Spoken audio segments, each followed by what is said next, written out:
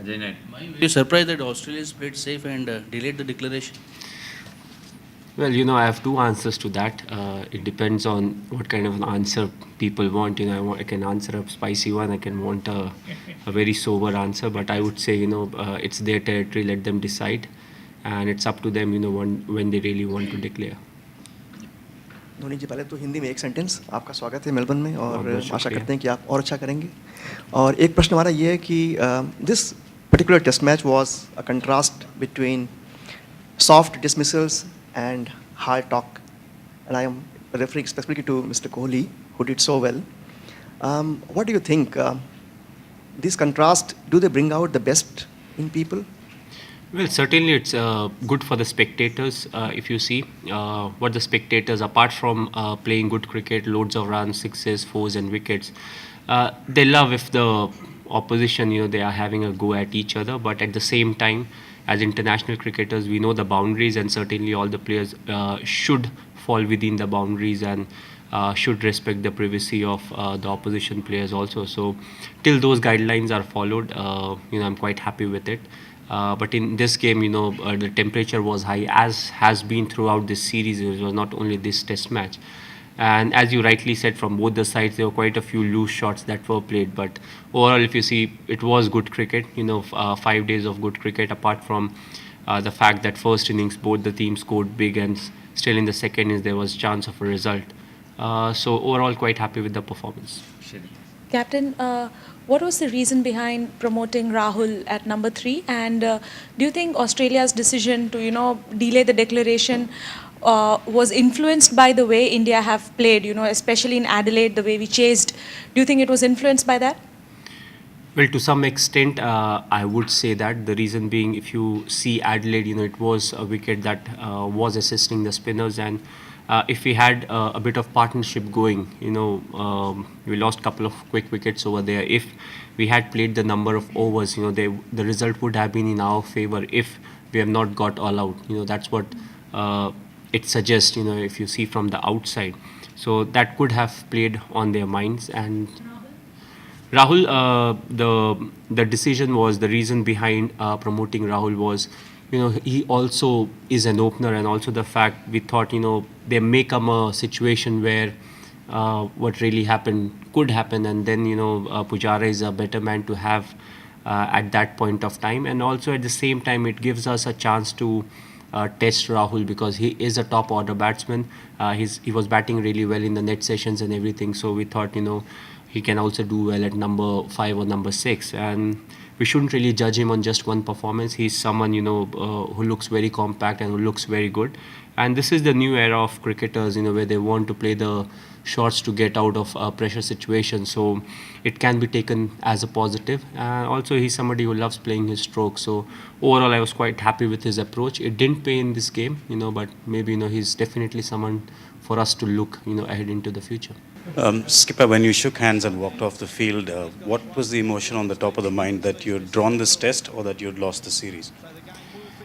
Well, there was one thing for sure. Before going into the test match, even, we knew we couldn't really win this series.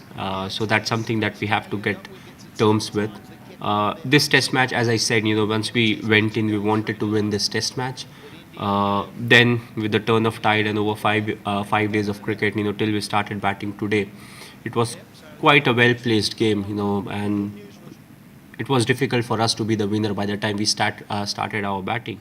So from that point, and after losing a couple of early wickets and then Vijay getting out, we were definitely in a position where we could have lost this game. But overall, again, there was a partnership between Virat and Ajinkya, and I felt, after that we would accept the result of a draw as a fair result. The reason being, we were in a position of trouble, and from there to get out and get a draw is good enough, because definitely you don't really want to lose a test match. MS, you just spoke about how India's have found ways to put pressure on themselves, and in the presentation you're talking about a couple of rash shots that kind of like put more Loose pressure shots. on you. Pardon? Loose shots. Loose shots, yeah. So, so as captain, like, how frustrating is it, and how do you deal with it? I mean, it's happened a few times this series. Well, it has happened a few times, but not a lot of times. and also you have to see on wickets like these, at times what you may term as a loose shot can actually be the wicket to some extent misbehaving, or, people look to score runs. And if you see a lot of the Australian batsmen also, they got out because they were looking for runs, and it was slightly difficult. Even on the first day, it was not a wicket where the opposition, even us, scored over 320 or 330 runs. That has been the case in Australia. More often than not, you see more than 330 runs scored. We are one side that still play a bit of conservative cricket, test cricket, but still we get a lot of runs. So, it was a different wicket. We have to accept that. And quite a few, you may term it as loose shots, but at the end of the day, nobody wants to get out. So it all goes into the bank as a learning curve. And, hopefully, I don't really want more of these games, but if batsmen they face more of these games, they will be more experienced to deal in situations like these, where they won't really put pressure on themselves. And if a situation arises like this, they'll make sure that there's a partnership that goes on, and they just don't put pressure on the number 5, 6, and 7 batsmen. MS, you always maintain that the spirit of cricket, according to you, is to not behave in a way that you won't want kids to see. Do you think that spirit has been upheld by both the teams? Well, a lot of what has been spoken on the ground, I don't really know. I have just told my player, not to abuse anyone, because that's something that's definitely unacceptable. And, I'm behind the stump, so I don't really know what's happening between the runner and the mid-off fielder or something like that. So I also keep telling the umpire, if there's anything and if you feel, there's something wrong, please tell me, and, appropriately it will be handled. But at the same time, you don't want players to be like not speaking anything, just standing there and playing the game of cricket. So overall, I don't really know what's happening, but both the sides, they have handled it quite well, and till it stays on the field, it's fair enough. Yeah, that was my question actually.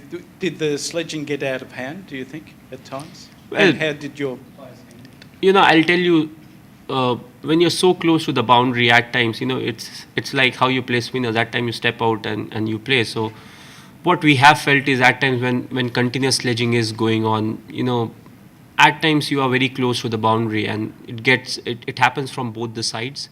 But what's important is, as individuals and international cricketers and responsible cricketers, it's important that you don't cross the boundary, because once this chit-chat goes on, also what happens is you're batting, you're fielding, or you're bowling, that heat of the moment, at times you say something. So that's the time when the opposition, they have to neglect it, saying, okay, it's just the heat of moment, and he's not really mean something like that. And if that is done from both sides, you'll see peaceful but aggressive cricket over the period of time.